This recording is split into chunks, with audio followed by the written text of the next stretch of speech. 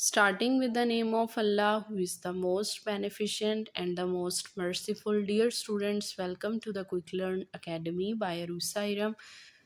Today we will discuss the chapter number 4 of class 9th, which is the turning effect of force, and it's lecture number 1, which is from start till resolution of forces.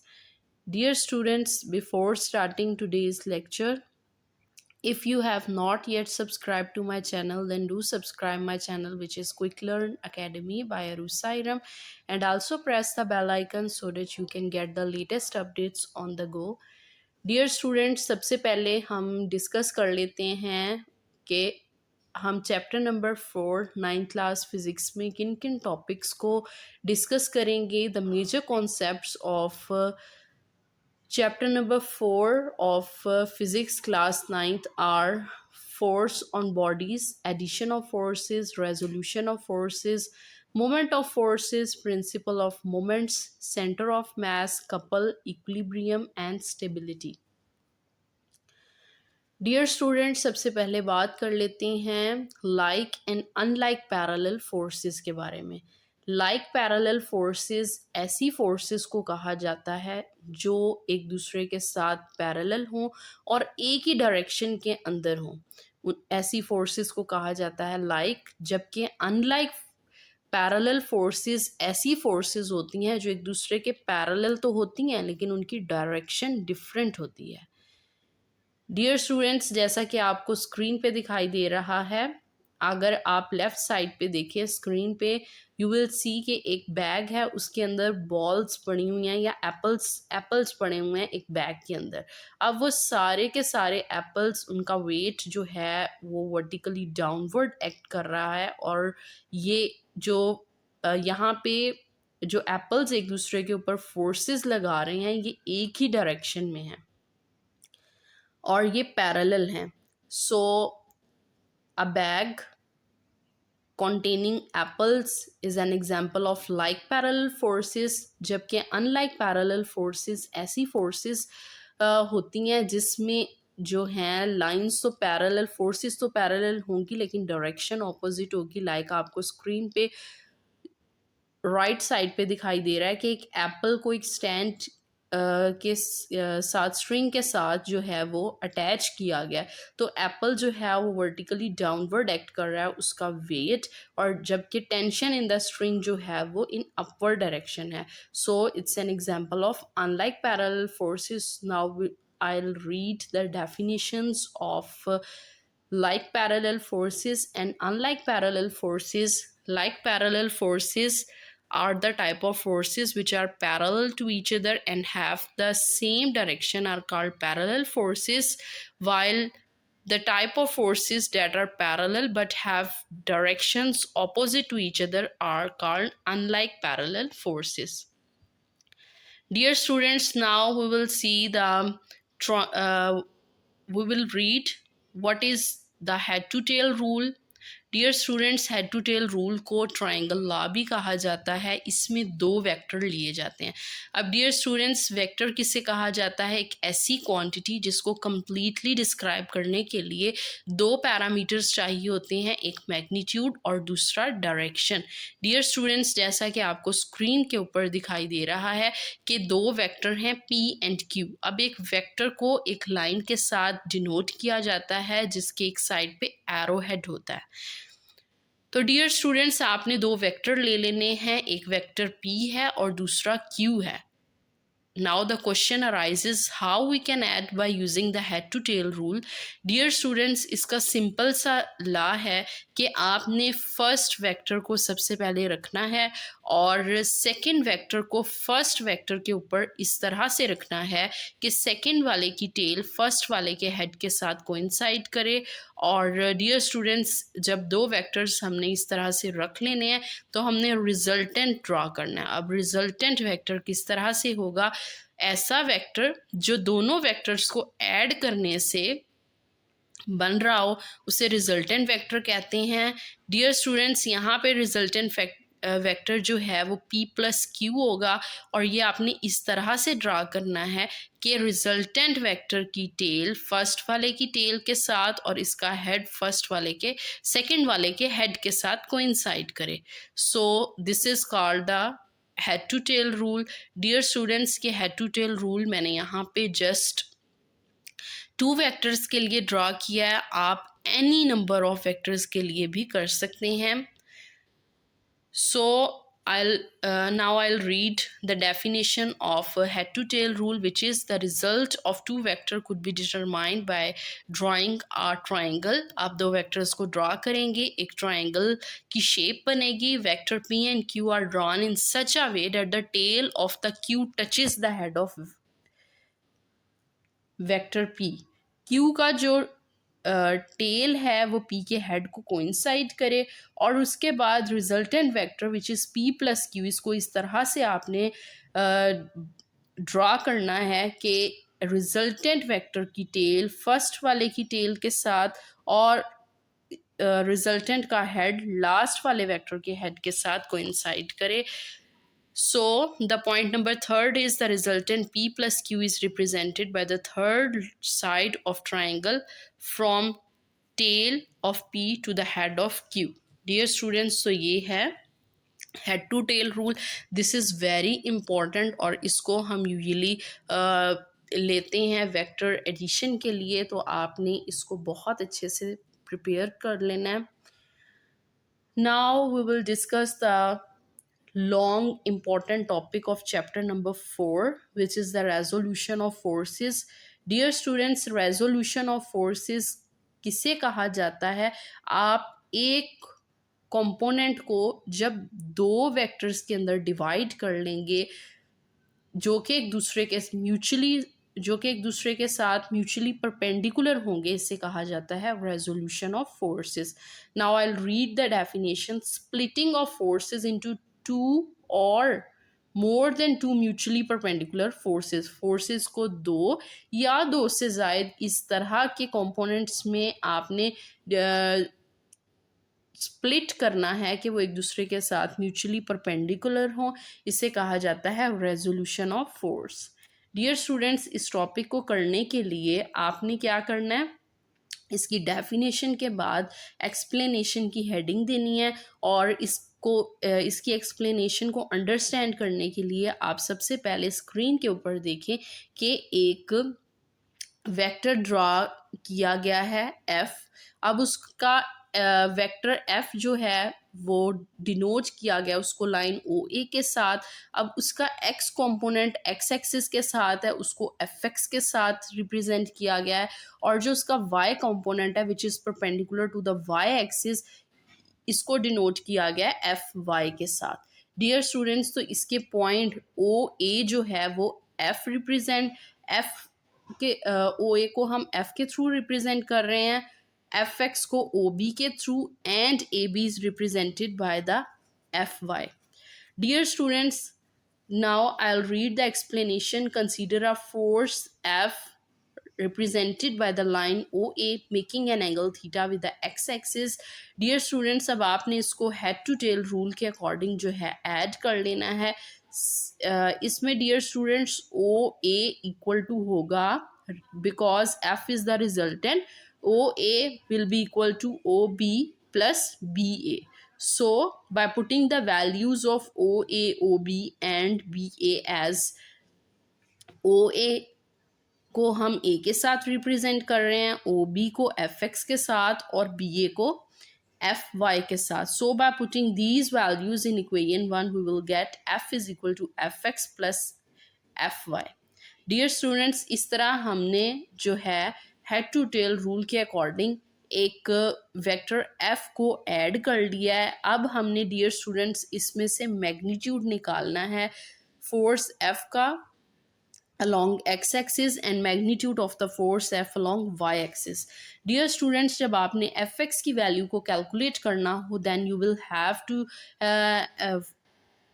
have to use the trigonometric ratio of cos theta dear students, आपने previous classes में पढ़ा हुआ है कि जब भी एक right angle triangle होती है तो उसमें कॉस थीटा को डिनोट किया जाता है। इसका फॉर्मूला होता है बेस ओवर हाइपोटेन्यूज।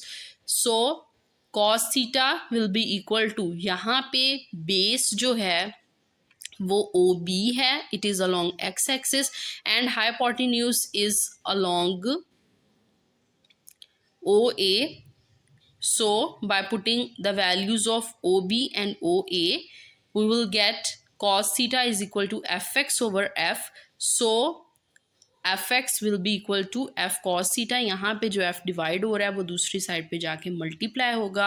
अब हम डियर स्टूडेंट्स एफ वाई की वैल्यू, जब भी आपने magnitude of the component of the force along Y axis calculate करना हो तो आपको यहाँ पे लेना पड़ेगा साइन थीटा की trigonometric ratio, and sine theta is denoted by perpendicular. Sine theta का जो फॉर्मूला होता है, it is perpendicular over hypotenuse, and perpendicular here is the vertical line of A B, and the hypotenuse is the same as OA. So by putting the value of BA as Fy and OA as F, we will get Fy is equal to F sin theta. Dear students, in fx और fy की जो values हैं ये हमारे पास represent कर रही हैं कि हम magnitude of the component of the forces along x-axis and y-axis. These equations give the perpendicular components of fx and fy respectively. Dear students, तो ये जो आपका टॉपिक है ये एक लॉन्ग टॉपिक है, इसको आपने बहुत अच्छे तरीके से करना है। इसमें कोई भी बात मुश्किल नहीं है। आपने एक फोर्स एफ लेनी है और उसको उसके दो कंपोनेंट्स में डिवाइड कर लेना है, F X and F Y. अब एफ एक्स को डिनोट किया गया है ओ बी के साथ और एफ वाई को ए बी के साथ, और according to head to tail rule you will have to add, so we will get f equal to fx plus fy, and now we will have to calculate the values of the magnitude of fx and fy by using the trigonometric ratios. आपने cos theta की value को use करना है F X की value को calculate करने के लिए, and we all know cos theta जो है वो बेस ओवर हाइपोटेन्यूज के इक्वल होता है। So by putting these values we will get F X is equal to F cos theta, and magnitude of F Y is calculated by the formula sine theta, and sine theta जो है वो perpendicular over hypotenuse के equal होता है। By putting the values of perpendicular and hypotenuse we will get the value of trigonometric ratio of sin theta as sin theta is equal to fy over f, fy is equal to f sin theta बन जाएगा। और इस तरह से आप इस complete topic को इस डिटेल में डेरिवेशन के साथ करेंगे तो आपके इसमें फुल मार्क्स आएंगे। आपने जिस तरह मैंने इंडिकेट किया आपने इसको एज इट इज़ करना है। Dear students, now we will talk about the last topic of today's lecture, which is the determination of force from its perpendicular component. Dear students, जब आपने किसी फोर्स को जो है डिटरमाइन करना हो उसके परपेंडिकुलर कंपोनेंट से, तो आपने आज के इस टॉपिक में हम दो वैल्यूज़ को कैलकुलेट करेंगे। एक जो है मैग्नीट्यूड एक हम एडिशन करेंगे, second is magnitude, and third is the direction. Dear students, इसके लिए भी आपने सेम एज इट इज़ यहाँ पे, अगर ये जो आपका टॉपिक है ये आपका प्रीवियस वाले टॉपिक के ऑलमोस्ट सेम ही है, लेकिन प्रीवियस टॉपिक में आपने एक फोर्स लेके उसको दो कंपोनेंट्स में डिवाइड करना था, जबकि यहाँ पे दो कंपोनेंट्स को लेके रिजल्टेंट बनाना है। तो डियर स्टूडेंट्स, अगर आपके पास दो कंपोनेंट हों F X and F Y और इनको रिप्रेजेंट किया जाए O P and P R के साथ, और आप इनको अगर हेड टू टेल रूल के अकॉर्डिंग ऐड कर लेते हैं, सो आप का जो यहाँ पे इक्वेशन बनेगी it will be O R is equal to OP plus PR. Now we will have to put the values of OP, PR and OR as F is equal to Fx plus Fy, dear students, इसके बाद हमने magnitude और direction को जो है वो calculate करना है। जब आपने मैग्नीट्यूड को कैलकुलेट करना हो तो आपने dear students right angle triangle यहाँ पे कंसीडर करनी है, और यहाँ पे आप फॉर्मूला लगा सकते हैं, हाइपोटेन्यूज का square is equal to base square plus perpendicular square. आपको पता है कि हाइपोटेन्यूज इस डायग्राम में ओ आर के साथ डिनोट की जा रही है, जबकि बेस ओ पी के साथ और perpendicular PR के साथ। After putting the values of OR, OP and PR, we will get f square is equal to fx का स्क्वायर प्लस fy का स्क्वायर। डियर स्टूडेंट्स, हमने इसमें जस्ट मैग्नीट्यूड लेना है, तो हम यहाँ पे स्क्वायर को ख़त्म करने के लिए स्क्वायर रूट लेंगे दोनों साइड पे। So we will get a final form of the equation for the calculation of magnitude. It will be f is equal to fx का square root fx का square plus fy का square। Dear students, ये थी इस topic की first thing. अब second करनी है हमने, जिसमें हमने डायरेक्शन को कैलकुलेट करना है।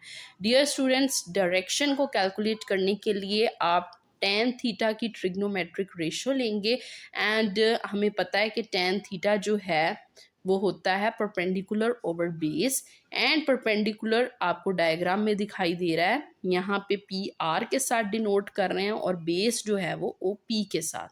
By putting the values of P R and O P we will get tan theta is equal to F Y over F x.